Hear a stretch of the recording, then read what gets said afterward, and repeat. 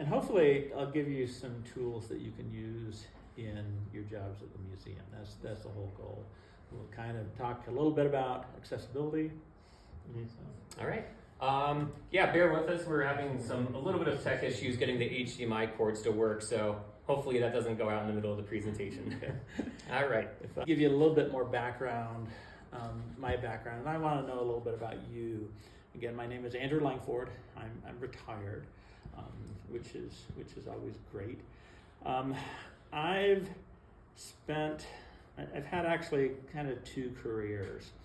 I spent about 25 years as a college professor, mostly in the Denver area, but I did move around a little bit. And then about 25 years working for the National Park Service, mostly in Grand Teton, a little bit of time in Yellowstone. And the last part of my career was spent as the interpretive supervisor at Jenny Lake. I managed the interpretive operations, the visitor center, and then other operations at Jenny Lake. And during that time, we did a large project, the Jenny Lake Renewal Project. And I'll talk about that and use that in giving you hopefully some tools that you can use in your work in the museum. So again, let me tell you a little bit about what I'm going to be doing here. I'd like to tell you more about the Jenny Lake Renewal Project, what our goals were in the project, and specifically the goals surrounding accessibility, and then how you might use some of the things that we learned with the project in your work here in the museum. What I have on the screen is actually, it was on the screen, hopefully it'll come back, is from a planning document from the Jenny Lake Renewal Project. The Jenny Lake Renewal Project was a private-public partnership. It was, and these numbers keep changing, so I'll only kind of estimate. It was about a $20 million project. Whoa. About $15 million of that came from private funds. People donated to the project. We partnered with the Grand Teton National Park Foundation.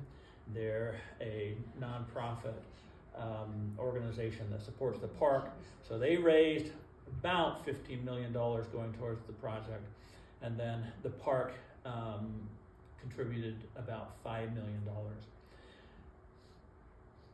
My role in the project, was varied. I was part of the overall design team, but more specifically, I was the project lead for the interpretive part, the part that included the South Jenny Lake developed area.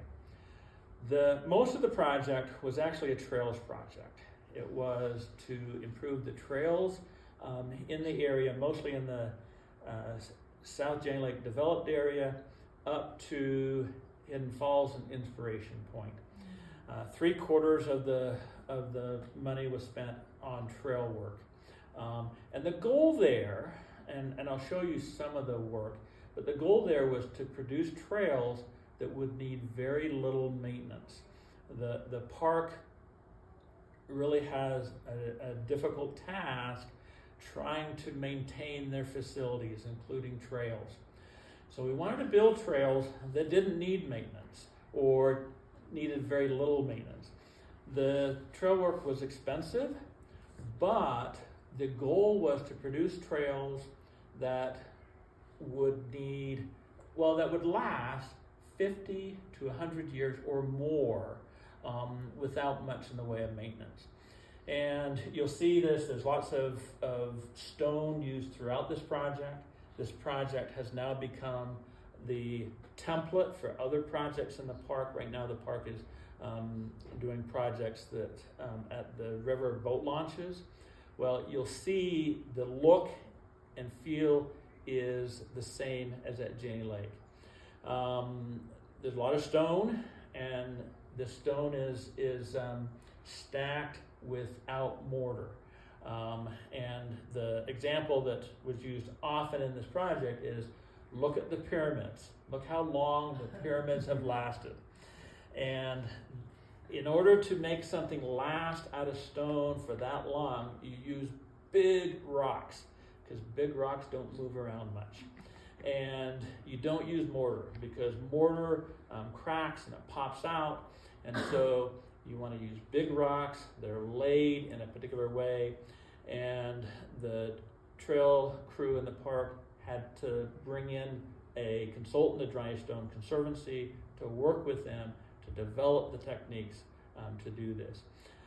Fortunately or unfortunately, a lot of the trail crew members, once they've developed the skill, they've left, because it's a valuable skill they can use all over the world.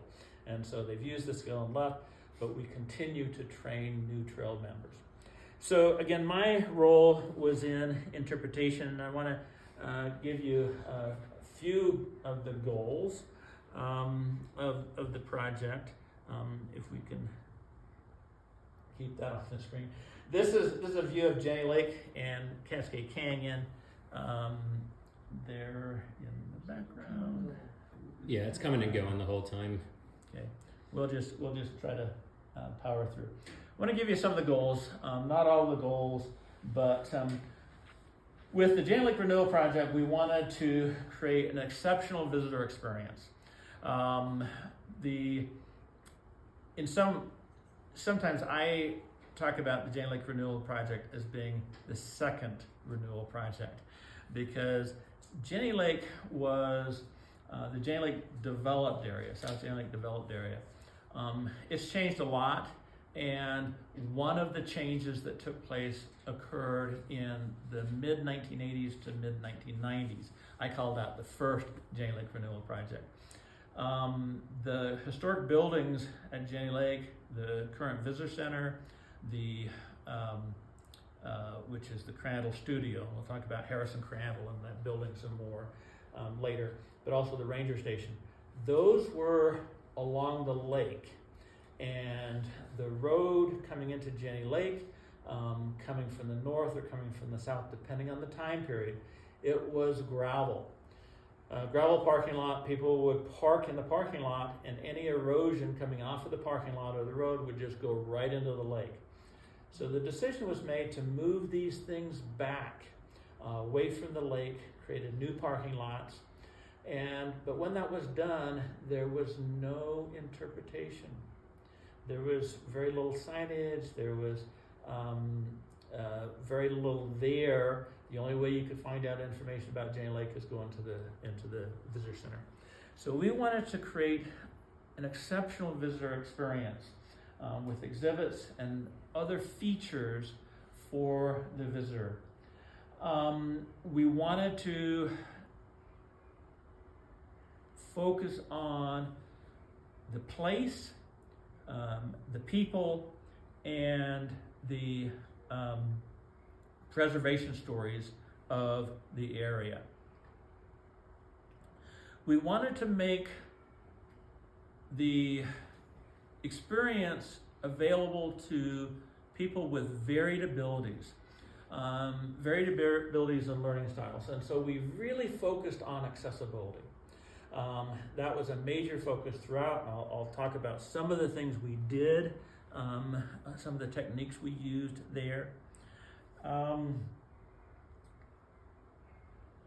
Within the park, we often separate between the front country and the back country. The front country is the developed areas where we have pavement, for example. The back country, most of the back country is recommended wilderness. Now, it's been recommended since 1972, and Congress has never acted on that. But the park treats the backcountry and recommended wilderness as wilderness. And so we can't make trails in the wilderness area accessible. There's a lot of limitations in what we can't do. But in the front country, we wanted to make accessible trails. Jenny Lake is a major focus for recreation. It was the first area in the Jackson Hole region that was developed as a recreation area. This was prior to the park, so this was in the 1920s. Major focus, 70% of visitors to Grand Teton National Park go to Jenny Lake. We were talking earlier that some people avoid Jenny Lake because it's so crowded. And I understand that. But at the same time, there's ways to visit without seeing a lot of people. I took a hike, for example, one of the busiest weekends a number of years ago, July 4th weekend, took a day hike. I didn't see that many people. And I went up Cascade Canyon, one of the most heavily traveled trails.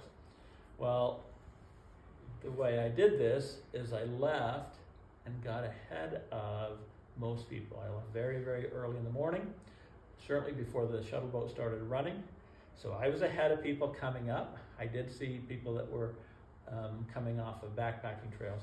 And I stayed late enough that coming back, the boat shuttle had already quit. And so people had already left. And so not a lot of people. So you can do it. Again, we had a focus on accessibility. And I'll talk about this all the way through the project. Before the Jenny Lake Renewal Project, visitors coming into Jenny Lake often didn't know where they were. There was not this sign. And so there's very few signs. There's a sign out on the Teton Park Road that indicated, it actually said South Jenny Lake Junction. That's been changed now. It says South Jenny Lake Junction, so you turn there, you come in, you see a parking lot. Well, it said Jenny Lake, but you can't see a lake from the parking lot.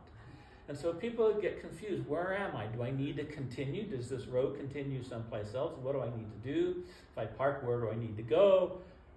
It was very confusing. And so one of the things we wanted to do was make sure that people knew this was Jenny Lake. You are here. You have arrived. And welcome to Jenny Lake. When you drive in, there's two main parking lots. Let me ask, is there anybody that has not been to South Jenny Lake? So everybody's been there. So when you drive in, you pass by this sign. No matter where you park, you're going to pass by this sign. You're also going to see from this sign, you're going to see a flagpole with an American flag on it here.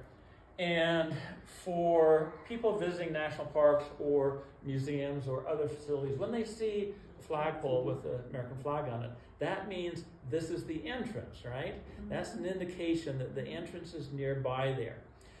And so we wanted to funnel people from the parking lot and get them to that flag, and that is the entrance to what we call an interpretive plaza. Where the visitor center is and other facilities are.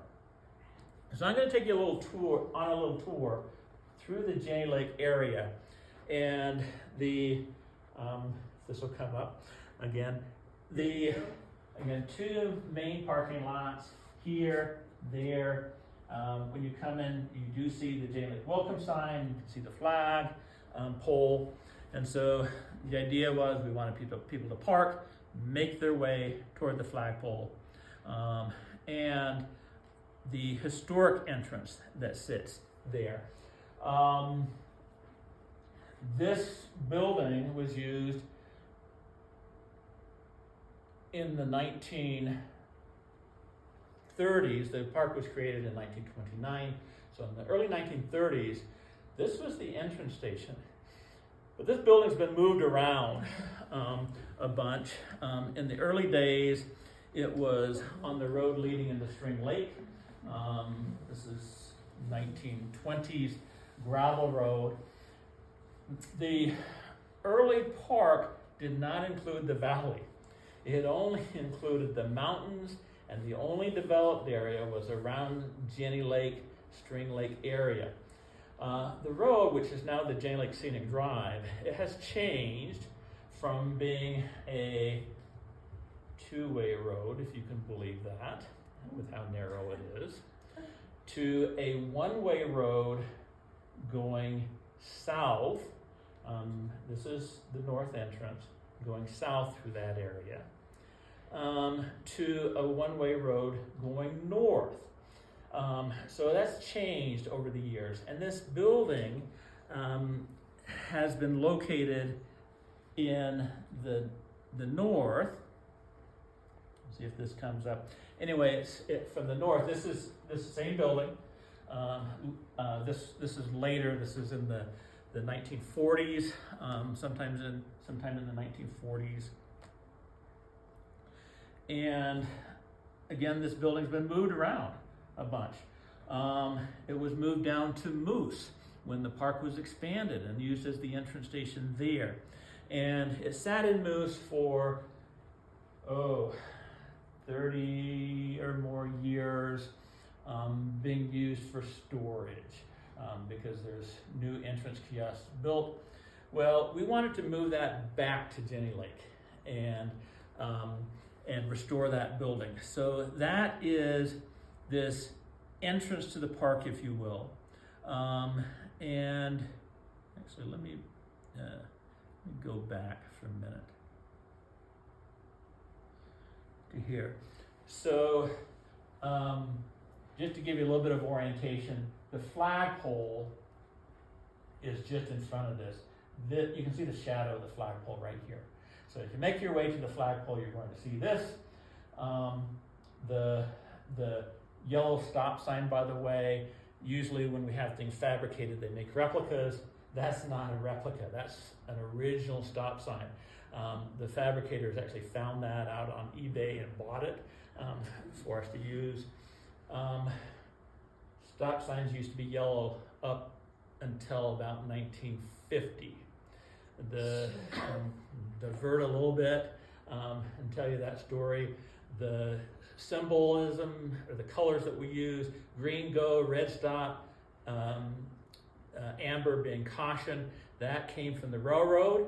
But when they started doing stop signs, red did not show up at night because we didn't have reflective paints. Without reflective paints, the red shows black, they couldn't be seen, and so the stop signs were changed to yellow. Once reflective paints were developed, then they went back to the red. So when people get to here, they can see beyond to the signs, the maps, and they can see that if they go forward, they're going to go into an area of activity. And so this is where the visitor center is and the interpretive plaza is. Once someone goes into the interpretive plaza, they can see the Jenny Lake Visitor Center, there's the ranger station, there's restrooms, there's signage, there's maps so they can do trip planning, there's safety information, there's this large bronze relief map that sits in the center of the plaza. A little aside to this, most tactile maps like this that are created that you see in various places across the country, they almost always exaggerate the vertical relief because otherwise all the features look fairly flat. We didn't have to. The Tetons have a lot of vertical relief. And so this map was actually created not by a sculptor, and that's how most of these maps are made.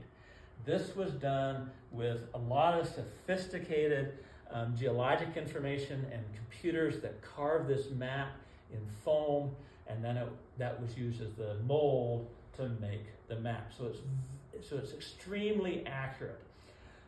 So we have this tactile map, and by tactile, you can touch this, you can feel this. We'll talk about what blind people can do, but blind people, they can't see, but they can touch things and they can feel things. This map on a rock, but you can wheel up to it on a wheelchair and reach over.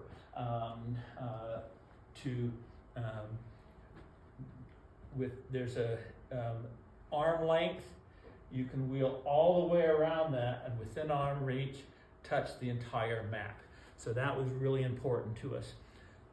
There are other interpretive signs and features around the interpretive plaza. A lot of these have these tactile elements. In this case, a grizzly bear paw. This interpretive panel is on the Greater Yellowstone ecosystem. That term was coined by Frank Craighead. Here's John and Frank Craighead, early researchers in Yellowstone on grizzly bears. And that term originally was coined because that's where the grizzly bear habitat is. And the boundaries have changed over the years and so on. But this particular panel describes the Greater Yellowstone ecosystem, and there is a tactile element. These tactile elements are there so that, well, anybody can touch them, whether you're sighted, whether you're blind.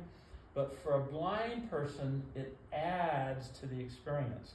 We'll talk about the ADA, the law that requires accessibility, and the Americans with Disabilities Act requires that a disabled person have, as much as possible, the same experience as someone who is not disabled. Well, how do you do that for someone that is blind? Well, there's a couple things you can do. One is to provide tactile elements. There's no Braille. We didn't use Braille in this project at all. The reason why not is because only about 10% of blind people actually read Braille. But everybody can trace the letters with their fingers if the letters are large enough and they're raised. And so that's the approach we took. Jenny Lake also uses what are called audio descriptions. And so most people nowadays have a smartphone. I'll play you some audio descriptions later, but have a smartphone, and using the smartphone, you can play an audio description. And the audio description describes what a sighted person would see.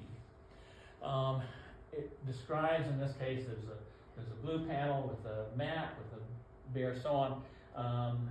It would read the text, and all of this, a person with a smartphone, again, most people have smartphones, and a blind person has the software. Actually, most smartphones these days have the software embedded in them, whether you know it or not, so that it will read the text to you. And with an earbud, you wouldn't even know that they were blind.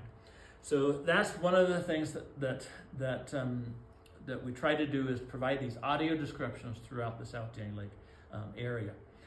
From the plaza, then we're going to go down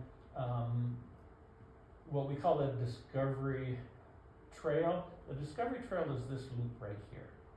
And we're going to do that loop with a couple detours.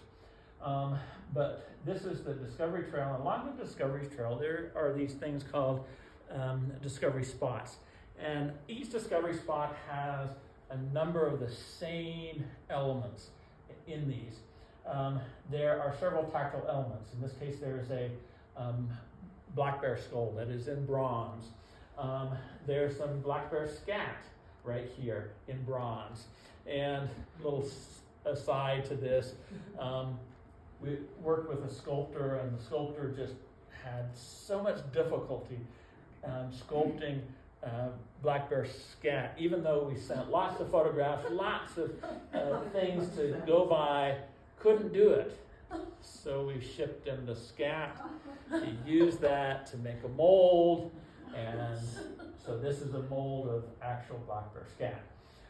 There's another tactile element, you can't see it, it's on the bench. It's called a life cycle plaque. I'll show you one of these. There's a bench. people coming to Jenny Lake, although you think of Jenny Lake as a jumping off point for hiking and things, not everybody can hike that far. For some people, all they're going to do is walk to the lake. It's about 100 yards to walk to the lake. That's it. So we're hoping that everyone can get to the lake, but they might need to rest. So we provided benches throughout this project.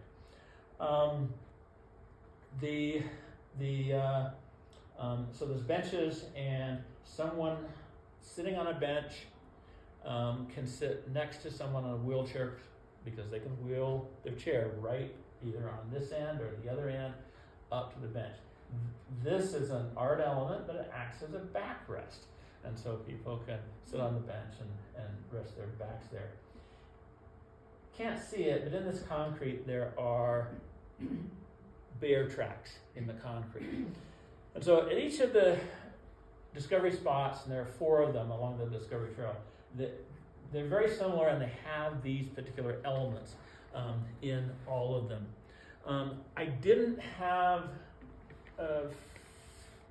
a photograph of these life cycle panels. In fact, I didn't, when Daniel contacted me, it's in the winter, I couldn't drive up to Jenny Lake. The place is covered in snow right now. And for whatever reason, I didn't take a lot of photographs. I had my staff do that, but since I'm retired, I don't have access to them. So I'm going to fill in a little bit. Most of these are photographs my staff took. This one is not. This is actually the life cycle plaque for the Moose Discovery Spot. This is in clay. This is the model that was used to produce the bronze the bronze life cycle moose life cycle. And again, there's raised lettering here. And so a blind person could feel this and understand this. Maybe not in the same way that someone that is sighted can, but they can still do that. And remember, there's also the audio descriptions of these things. Oops. And so I think this jumped a slide, but that's okay. The discovery spot takes us down to the lake. One of the things that we wanted to change at Jenny Lake is, prior to the Jenny Lake or the Jenny Lake Renewal Project, most people who came to Jenny Lake, they knew about the shuttle boat, and they wanted to go to the shuttle boat dock. So that was true with most people, first-time visitors, visitors coming to Jenny Lake more than once. They would want to go to the shuttle boat dock. So their experience is, on first seeing the lake, they're seeing a boat dock. We wanted to change that experience. We wanted the first view to be of the lake, not of the boat dock.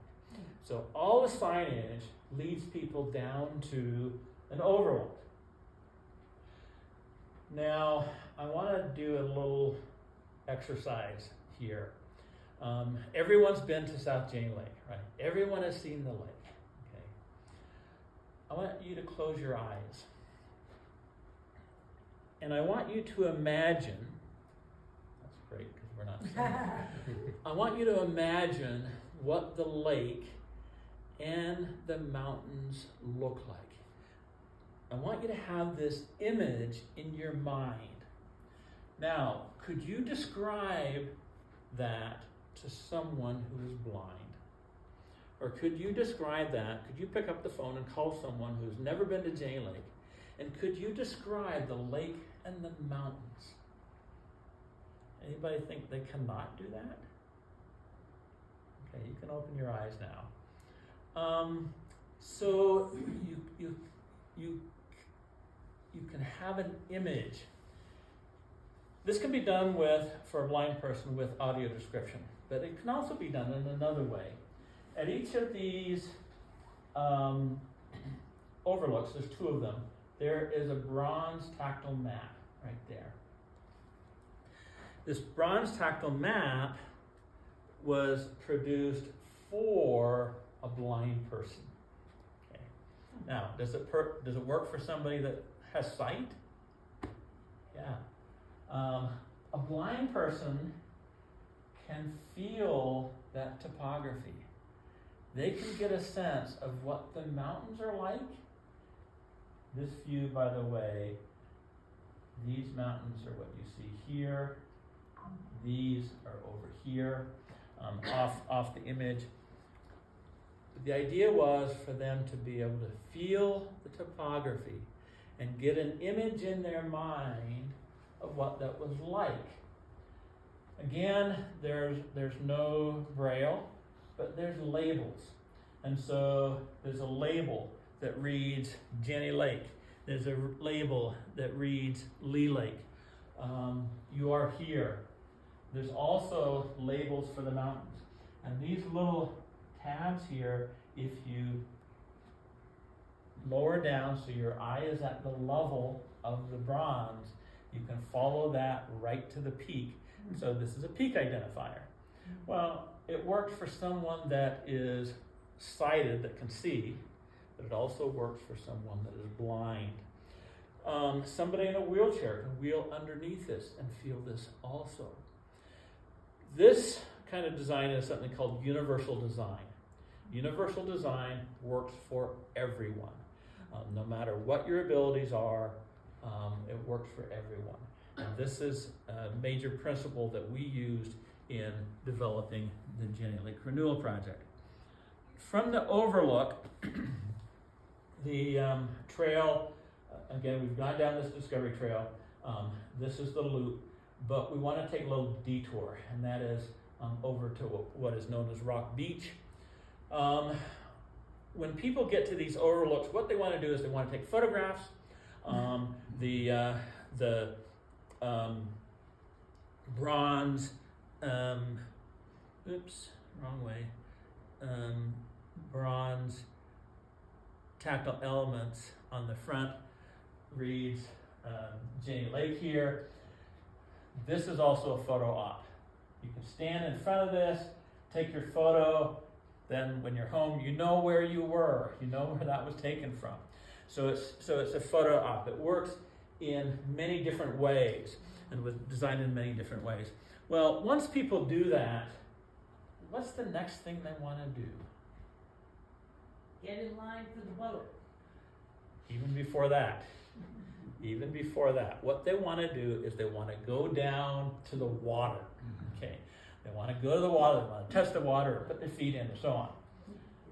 Well, these are overlooks, they're high. Before the overlooks were developed, this was an eroded gully.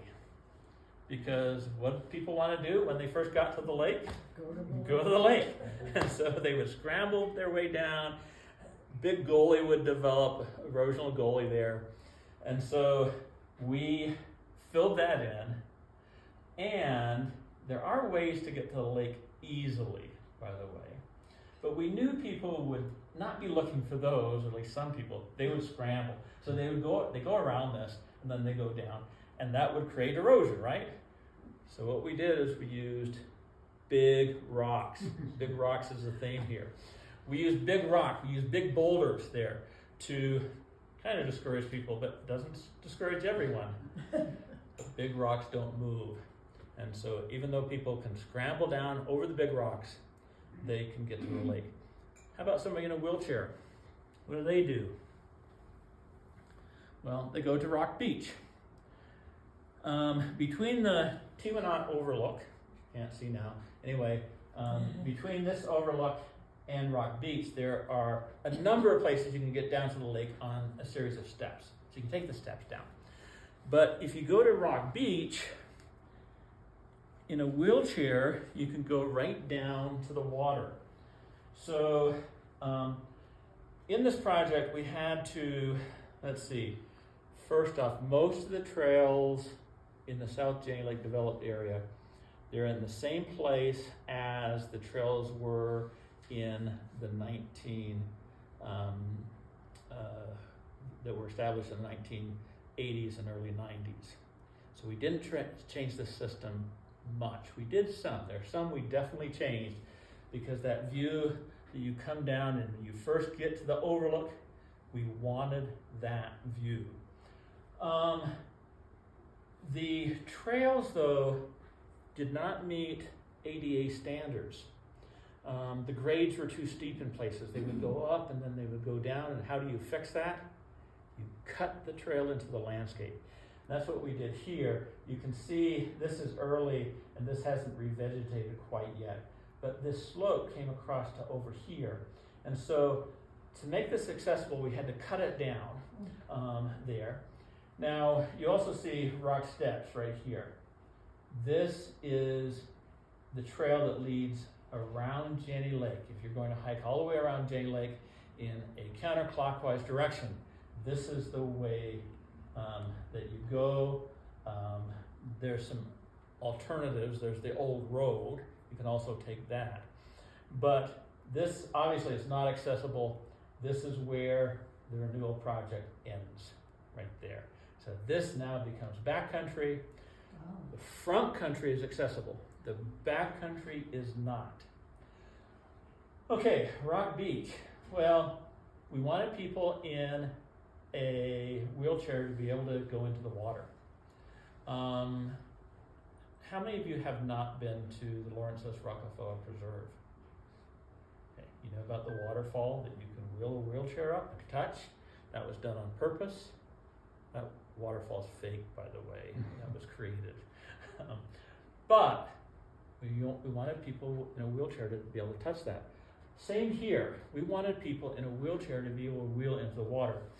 Jay Lake is a natural lake. There's no dam there, but the water fluctuates. During runoff, a lot of water comes in, more water comes in than can move out, and the lake level rises. This is prior to the majority of the runoff. You can see there's still snow here. So the lake level is fairly low. Mm-hmm. At the peak of runoff, the lake level, I have to get this back again. Mm-hmm. The lake level will cover all of this pavement. The lake comes up to here. And so at high water levels, someone in a wheelchair can wheel into the water if they choose. At low levels, there's some ramps that go down onto the beach. One is right here where this woman is standing, the other one's over this direction. The beach is not a sandy beach, so you don't need a sandy beach wheelchair to do this, and we do have a loaner wheelchair people can use. But you can use this ramp to get onto this kind of hard-packed beach down there. This has become a very popular area. The ramps, again, one is where these water bottles are. The other one's on the left side of the tree right here. And the beach itself, it's rocky, it's fairly hard-packed surface. Very popular area. We started using it for ranger-led programs. It's got a great view. It's got some rocks for people to sit on, and they were designed for people to sit on them. And it's just a great spot. Mm-hmm. Okay, from there, now we're going to make our way to the boat dock. And from Rock Beach, you walk along the lake over to the shuttle boat dock. And on the way, the topography is such that we had to cut the trail into the landscape. And so the natural slope right here goes up almost to the top of these rocks and then came across the trail. And so someone in a wheelchair had to actually go up a hill and then down a hill. And they did think about this in the first Jenny Lake Renewal. There was a detour. And when I first started working there, actually as a seasonal employee in 1994. There's this little detour that went around. There's no signage that said, I wonder, what the hell is this thing? Well, it was so that somebody in a wheelchair could bypass the slope, but it didn't say that. Again, it wasn't a universal design. Universal design works for everyone. Again, benches along the way. If someone's tired, they can rest. And then they get to what we're calling Gateway Plaza. Gateway Plaza is where the boat dock is. The boat dock's just off the screen right here. I'll show you another image. Once again, we had to cut this down. Here's the original slope. It came across from here over to the other side. Does not meet the ADA grade requirements, so we had to cut it down. Again, you can see lots of big rocks and trailhead information. Again, you might have got that in the plaza, but you might not have, and so it's here also. There's some interpretive signage. This looks the other way, and this is the boat dock right here. The green roof covers where people pay and queue up for the boat, again, all of the trail system is accessible. This was early on before the project was finished. There's another tactile map. It actually sits on this rock right here now. It hadn't been installed when this photograph was taken. So then, from there, we want to loop back to the visitor center. Now, prior to this project, a lot of people, they would come in, they would take this trail, and actually there's a trail that went right through here, so they could go right to the boat dock. You don't get the best view from the boat dock. We wanted to change the experience.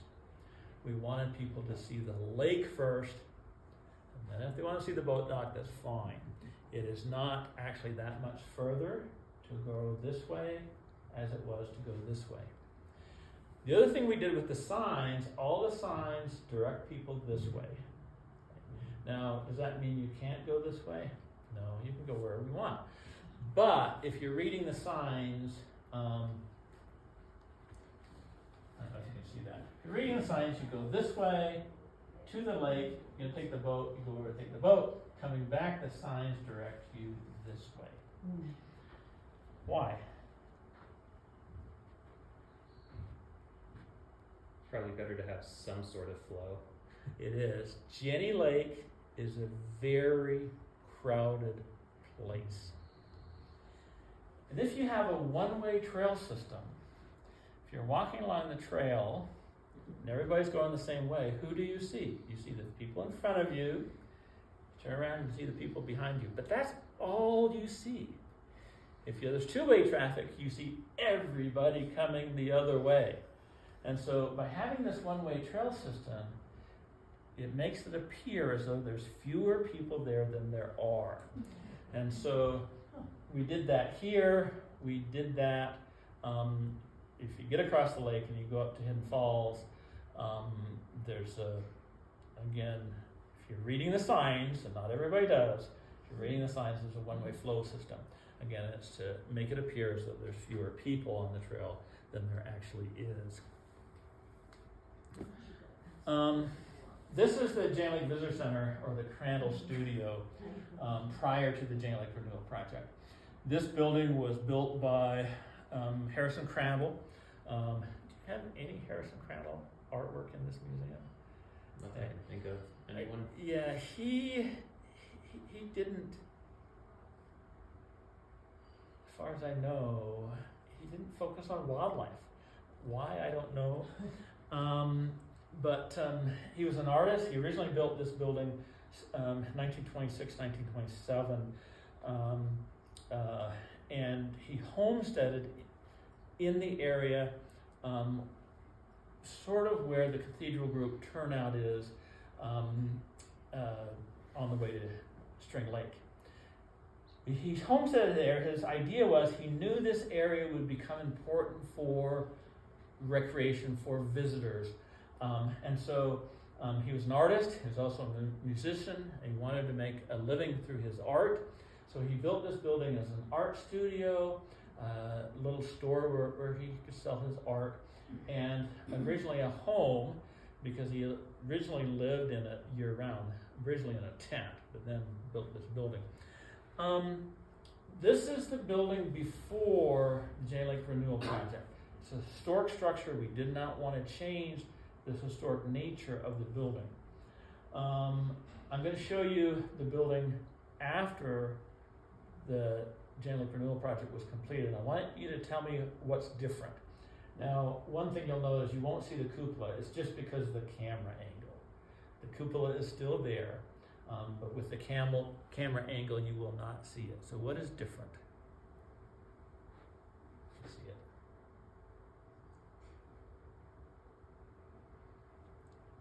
I'll go back and let you look again. It's a little hard to see, actually, and that's good because it's a historic structure. We wanted it to look the same, but something is different. It looks like it goes kind of like that. How Instead so? of just straight up and down. I mean, that's just the way I The see building? Yeah, it's the camera angle. Is there Yes, less foliage surrounding it? There seemed to be an Not really. You don't have to step up, though? Exactly. That's exactly it. So if we go back, there is a step right here. There is a step right there. Now, when this was originally moved, they did think about someone in a wheelchair. There's a ramp right here. However, it is too narrow from this wall to these pillars to take a wheelchair, particularly when you have chairs here. It didn't work. And so it was very difficult for someone with a wheelchair to get into that building. And so there's a ramp, you wheel right in, actually in all directions, you wheel right in without a step. Now the historians didn't like us taking the step away. They really didn't. It was a big battle to get them to accept that. There's a lot of big battles we fought, but it was important to provide the experience for everyone, no matter what their abilities were. And so we did it. Here's the building, interior of the building before the Jenny Lake Renewal, and the interior is crowded. You see a raised relief map inside here. We brought that outside. Remember, we've got the bronze outside. One of the things we want to do, we've got a visitor center that is a very small building. So we wanted to expand the visitor center outside. Almost everybody that visits Jenny Lake is there in the summertime. And if the exhibits outside, they're there, people can interact with those, whether the building's open or not. And so we wanted to expand all that outside. So we took that map away. You see a sales area over here. With this configuration, there's exhibits in the back room. We switched that. So we put the sales area in the back, we brought the exhibits forward. The other thing we wanted to do is we wanted to focus, here's a tie-in, we wanted to focus on art. Harrison Crandall was an artist. We wanted to focus not just on his art, but art generally. Art that inspired people to protect this region. And so that's the focus. Here's the new visitor center. Information desk here on the left, sales areas in the back. When you walk in, it's more open, you can more easily get around with a wheelchair. Again, there's audio descriptions. There's an exhibit on Harrison Crandall. This is, I think there's a couple other paintings, but this focuses on Harrison Crandall. It's actually a triangle shape, and so there's 3 panels. This is the first panel. There's panels on both, or 2 other sides. Harrison Crandall wanted to most be known as a painter, as an oil painter. In the valley, he's most known as a photographer. here's his camera, and here's a photo of him taking photos. There's a wildflower on the right. This is enlarged because he's also known for his wildflowers. Around the building, there's various exhibits, and again, these focus on how art inspired protection of the place. And so here we have 2 Moran paintings. These are not original. That's one thing you guys have. You have the originals of your paintings, but we chose not to put any originals in the visitor center because we don't have humidity and temperature controls. The morning is cold when you get into the building. It does have a heater, but it can be cold, but then during the day it heats up. There's no humidity controls. Animals get inside. It's not uncommon to see a red squirrel running around in the building. And so those things would damage original art. And so all of these are reproductions, but anyway, there's 2 Moran paintings here. And again, I don't have photographs of the inside, so I took some images from planning documents that I had since I was involved with this. And I had these even though I've left the park. Anyway, there's mostly historic photos and paintings of the region. Some of these you might recognize. That's an Ansel Adams right there. That's a Moran watercolor.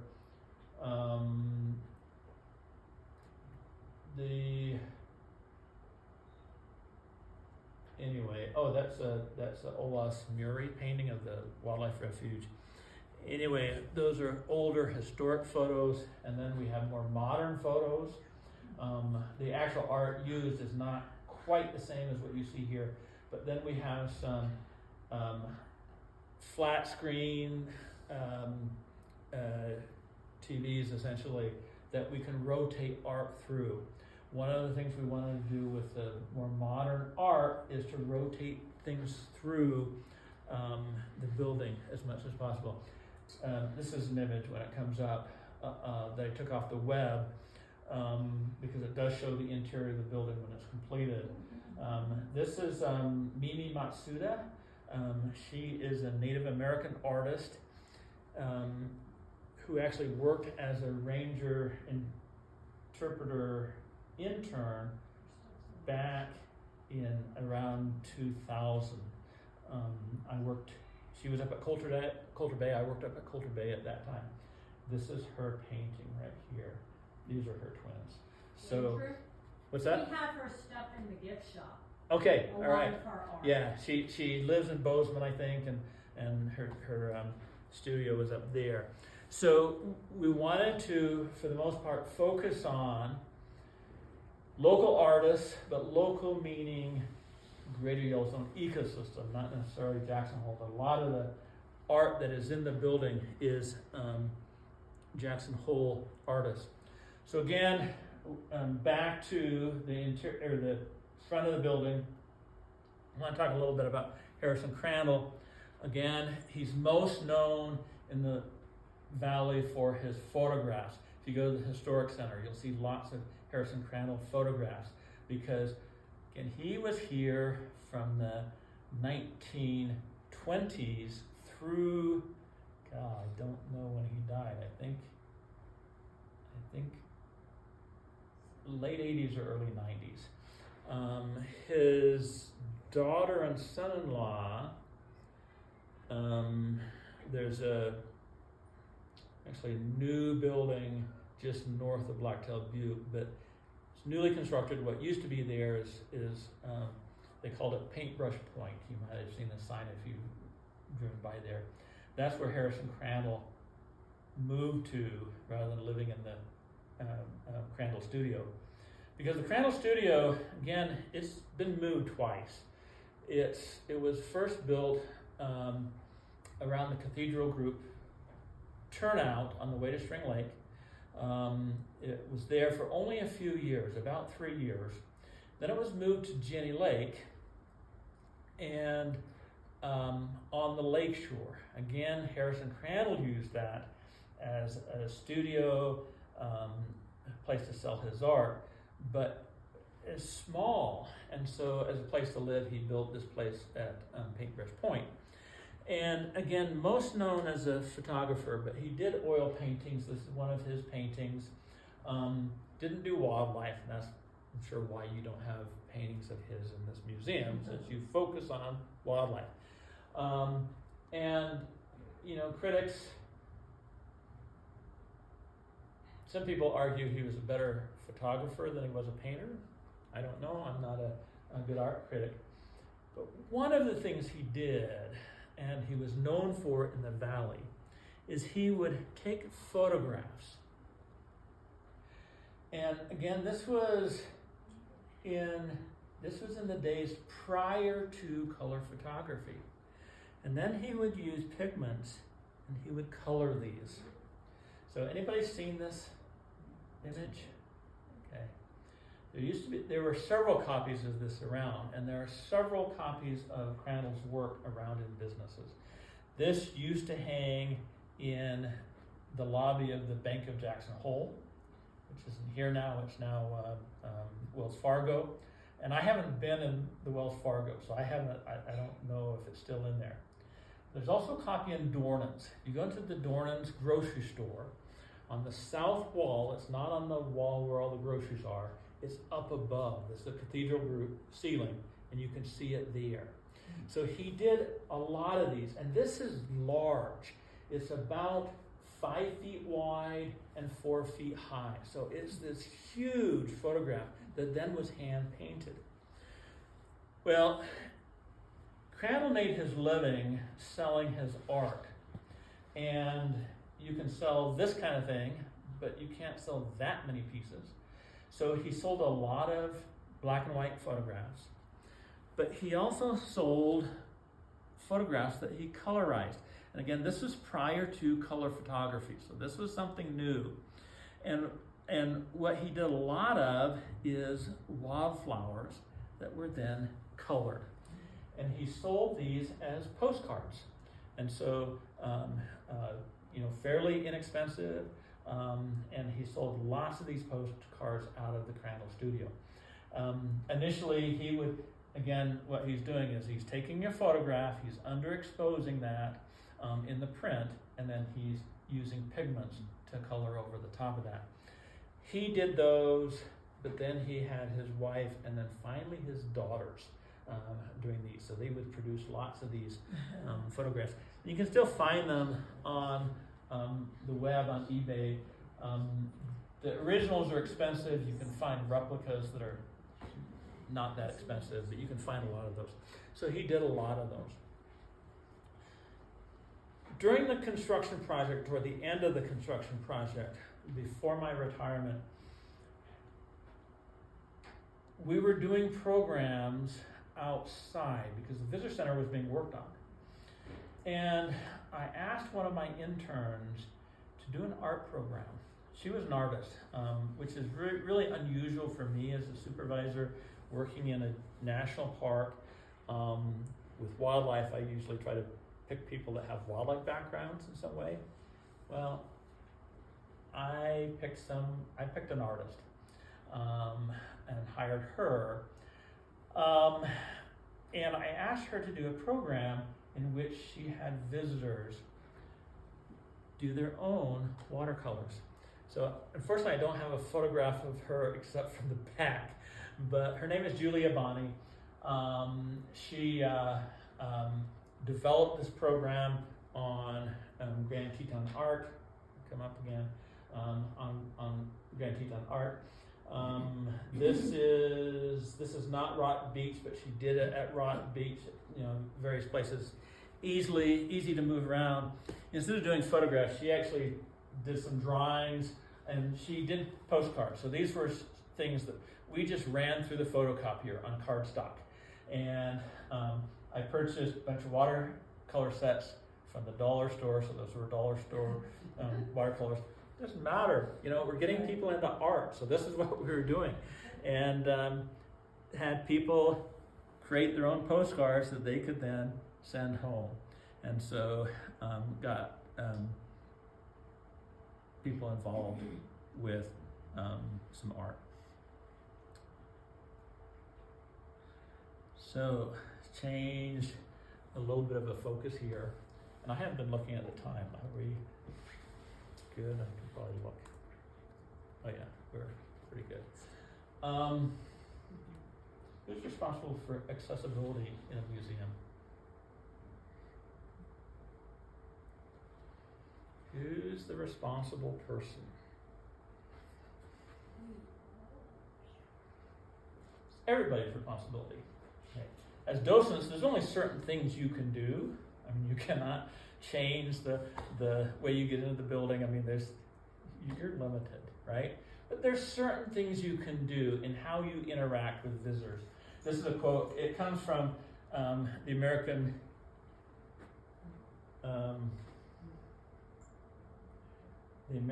Art Museum. Probably, I think it's the American Association of Museums. Oh, that's either association or alliance. Yes. One of I those have two. notes. I'm not using them. Yes, American Association of Museums. The website, and there's all kinds of great accessibility information on the web, but it's everybody's responsibility. And I told my staff that too. Before we had audio descriptions, I said, if there's someone that's blind or has difficulty seeing, it's your responsibility to help them, to move them to a exhibit, describe it, and read it to them. That's what you do. That's what you do as an employee. So it's everybody's responsibility. I want to talk a little bit about kind of some tools to use in accessibility. The primary law that relates to accessibility is the American with Disabilities Act. This was passed in 1990. There is a prior law, the Architecture Barriers Act, that applied only to government buildings or buildings that received government funding.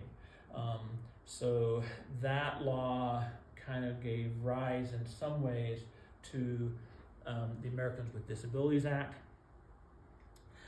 And in part, the American Disabilities Act reads this: no individual may be discriminated against on the basis of disability with regards to the full and equal enjoyment of the goods, services, facilities, or accommodations of any place of public accommodation. So if you have a business, a museum, a park, if it's open to the public, it has to provide full and equal enjoyment to someone who is disabled. Do you achieve that in this museum? Okay. Do you achieve that in this museum? Yes. Well, there's certainly been some steps taken to, at least get as close as we can to fulfilling that. Yeah, I don't think any place completely fulfills this, okay? Because it's difficult. It's really difficult. So what do? You do the best you can, and you move toward the goal of providing this. And I'll use an example. If you have a blind person, how can they enjoy these bronzes? We get them a pair of gloves. You get them a pair of gloves and you let them handle it, right? Yes. Yes. It's difficult, right? But it's doable. But it's doable, right? We've done it. So yes, I did a little homework trip earlier before this, and I asked about that, and that's what they told me. Yeah, we can take some gloves, we can let people handle things. It can be difficult, but it is achievable, and so you work toward this goal. Is everything at Jenny Lake accessible to everybody? No.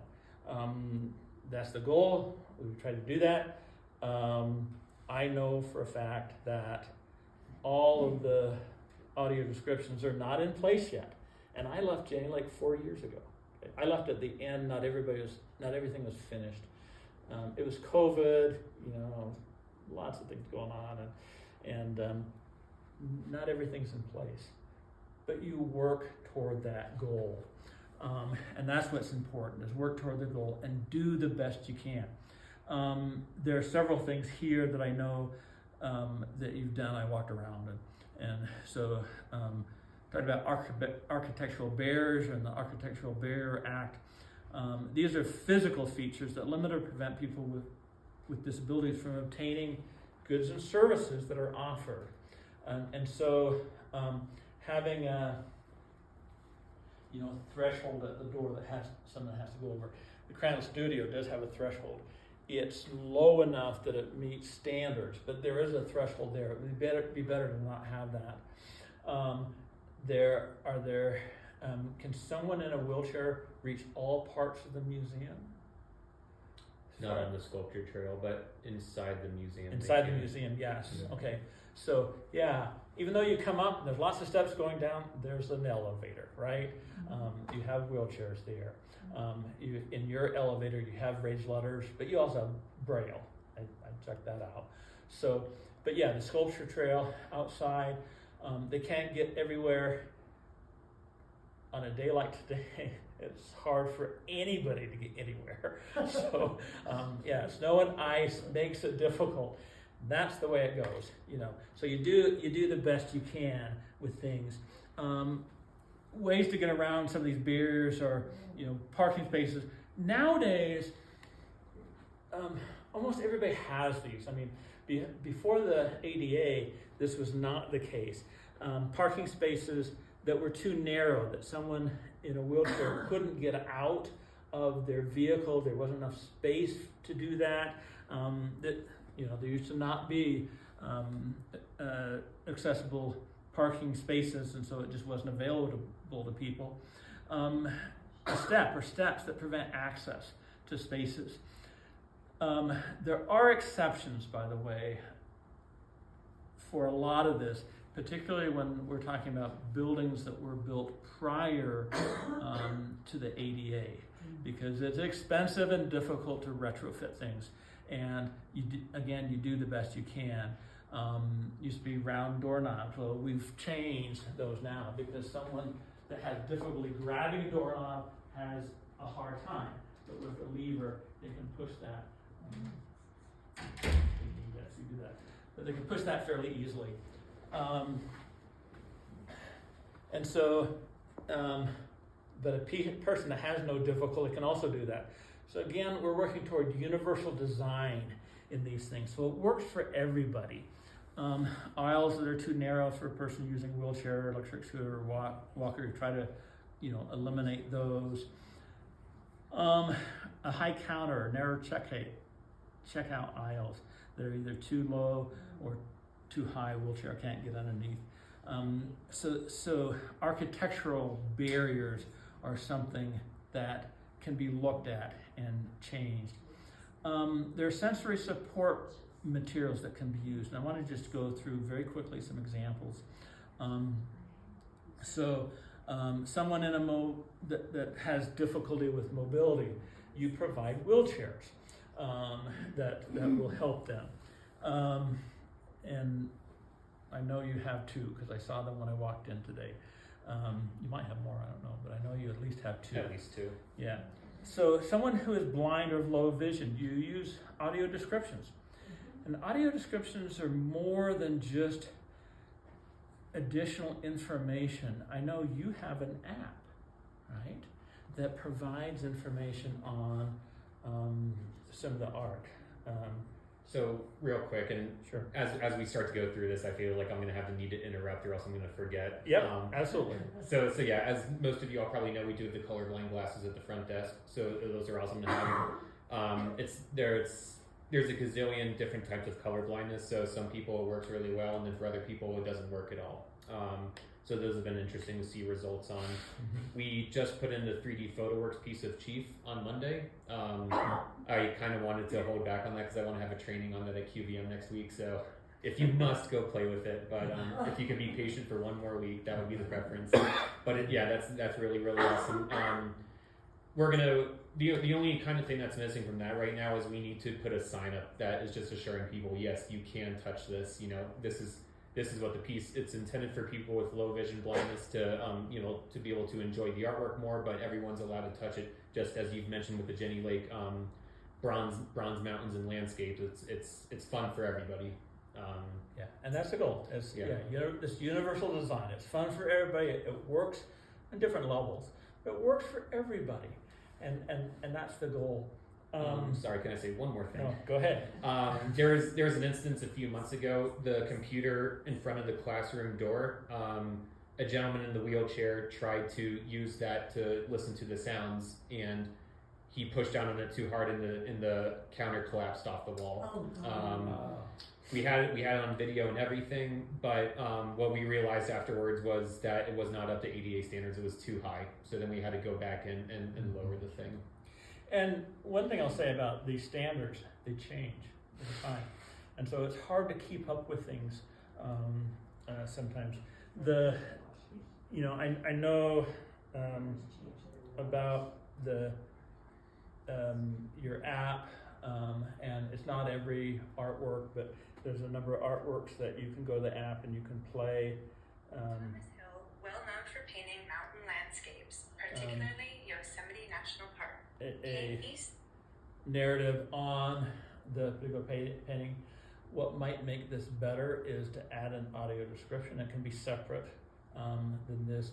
Most people nowadays that are blind or have vision difficulties do have help with their smartphones, because their smartphones will either, even if it's just text, it will convert the text to talk, it's called. It'll convert the text to audio, and they can use an earpiece, and so again, they're not disturbing other visitors, those kind of things.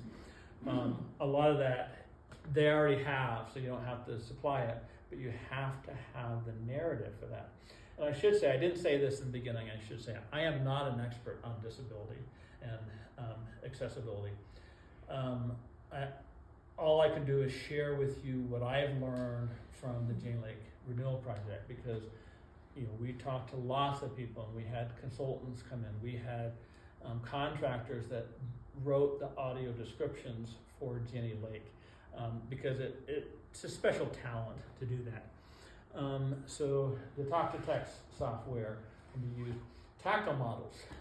I am told that you have a 3D printer that might be able to do a tactile model that people that can't see a sculpture, that can't see a bronze, if you could create something with the 3D printer, or what's even simpler technology? Well, I'm thinking even simpler. Lump of clay. Make something in clay that someone that can feel. It's like this, and it has this, and it has this. Just different ideas. For the deaf and hard of hearing, again, closed captioning on the film. I didn't watch your film, so I'm guessing there's closed captioning. The closed captioning is in Spanish, so we're kind of fitting both worlds there. Yeah, and that's that's a whole new piece. Again, if you're providing experiences to everyone, there are people that speak different languages. Up in the park, I know at various times, I worked there long enough that at various times we had people that were sign language interpreters, but sometimes we didn't have a sign language interpreter, but we would contract out for someone to come in. But we needed to know ahead of time. It's not something we could do at the spur of the moment. So, and there's lots of other things that can be done. I'm sort of at the end of what I wanted to do. I can certainly answer questions, and I should have said it from the very beginning. If you have questions anywhere along the route, just ask them. But we can do some questions. One of the things that I would encourage you to do is brainstorm among yourselves as to what you can do. What are some of the other tools that you can use to provide an exceptional visitor experience for those that are coming to the museum? Hey, I have one question I've been wanting to ask. Sure. And it's going all the way back to this section where through the Jenny Lake you have benches set up. Mm-hmm. Do you remember if there was any stipulations, guidelines, recommendations, etc., about having like water stations? Because that was something I really struggled with when I was working at the front desk. If it's an art museum, you can't have drinks in the galleries. But if someone says, "I have this condition, that condition," I'm not a doctor, so Yeah. I let them through because I'm not trying to get hit with a civil case. Right. I don't know what the law is on that. My guess is you do the best you can, and I think if someone were to ask, I would let them through. Right. I mean, if in doubt, you have the water fountains before you enter the exhibit space, and I would think for most people that would suffice. Yeah. They wouldn't need to bring that with them. I'm guessing if they said, I mean, one of the things that in the park we deal with a lot are dogs, and dogs in buildings, dogs on trails. What does the ADA say? That was another thing that I felt was a little frustrating at the front desk, where the questions I was allowed to ask and not ask. I saw dogs jumping around, being playful, but if they were able to answer the questions right, then I let them through. So one thing about a trained dog that's helping someone with a disability, they are trained and they don't jump around and things. If that happens, that's not a trained dog. But how do I? Yeah, I'm trying to. Yeah, be as it is careful as hard. possible. I know that. That's in the park. That's a difficulty. And my approach often is to engage the person in conversation first. And I remember one time that my brain said, "Nope, this is not a service dog. This is not a service dog. This is not a service dog." I didn't say that to the person. I asked the person can you tell me about your dog? Little dog, and very well behaved. And what the person told me is this dog can detect from my breath when my insulin levels are low. We see a lot of that Okay. in the where I work at. There was. Okay. This is a while ago, and at the time I thought, ooh, I don't know about this. So what did I do? I let him have his dog in there. And then later I looked it up, and sure enough, there are dogs trained to do that. It can smell the ketones. Yeah, yeah. And so, it's best to err on the side. What can you ask a person with a dog, for example? In the park, of course, I've been direct. We can ask, what service does the dog provide? We never ask what disability you have. What service does the dog provide? And emotional support is not classified as Right. a service. Correct. And it's the same in the museum. I mean, the ADA is broad, sweeping. There's only two questions you can ask. Is this a service animal? The answer is yes or no. If it's no, they can't have it in the museum, right?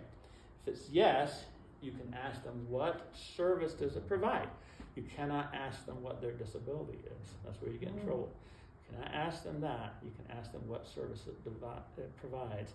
And comfort dogs are not service animals. Okay, not that you would see this, but the only service animals are dogs, and there's one other animal. Do you know what it is? It's not cats. Cats are not service animals, at least according to the ADA. Okay, it's a miniature horse. Oh, Okay. Yeah, there's miniature horses that are service animals. And sometimes you have to, I guess with my experience in the park, you have to give people a benefit of the doubt, but your job is also to protect the artworks, right? And you can't have animals disturbing other visitors, and that's one thing. Even a service dog, if it's a trained service dog, if it should not be defecating or urinating on the floor, if that's the case, you can ask them to leave, or jumping up on things. I mean, if they're jumping up on things, most likely they're not a trained service animal, because service animals are trained not to do that.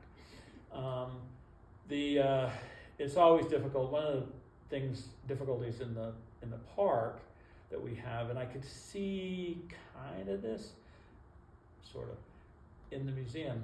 One of the difficulties in the park is bicycles on trails. Wheeled vehicles are not allowed in the backcountry. The Wilderness Act does not allow wheeled vehicles.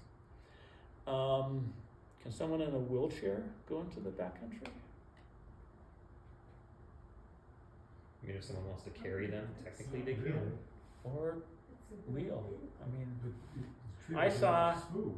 Yeah. I mean, there's rocks, yeah, I there's saw, rocks, there's- believe it or not, I saw a person with a motorized, Yeah.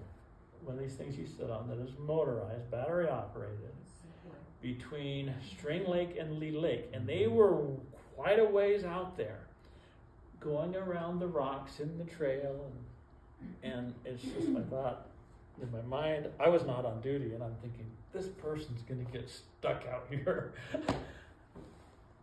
So you Were said you said motorized vehicles aren't allowed, but like some Wheeled vehicles are not wheeled allowed. vehicles. Okay.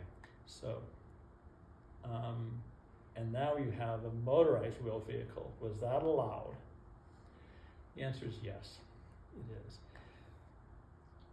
The ADA trumps all other laws. Okay. So, if somebody with a motorized wheelchair comes to the museum, are they allowed? And the answer is yes, they are allowed. Can they ride a bicycle through the museum? No. Okay. What does the law say? I'm not a lawyer. I just kind of know this because I've. So what the law You can says. ask them to use a wheelchair instead. Yeah, what the law says is that the vehicle is allowed as long as they use that in their everyday life. And so they don't ride a bicycle around their house. Okay? At least most people don't. I mean, that's where the law comes in. If they use the vehicle in their everyday life, a wheelchair, a motorized wheelchair, it's allowed. If they don't, it is not allowed. And so in the park, even if you're a disabled person and you're on a bicycle in the backcountry, it's not allowed, because a bicycle is a recreational vehicle and you're using it for recreation. Nobody can recreate with a bicycle on a trail in the park. So it doesn't matter whether you're disabled or not. If you want to take your wheelchair, yes, it is allowed. And so, it gets complicated, but if you're, my advice to employees always is give them the benefit of the doubt, because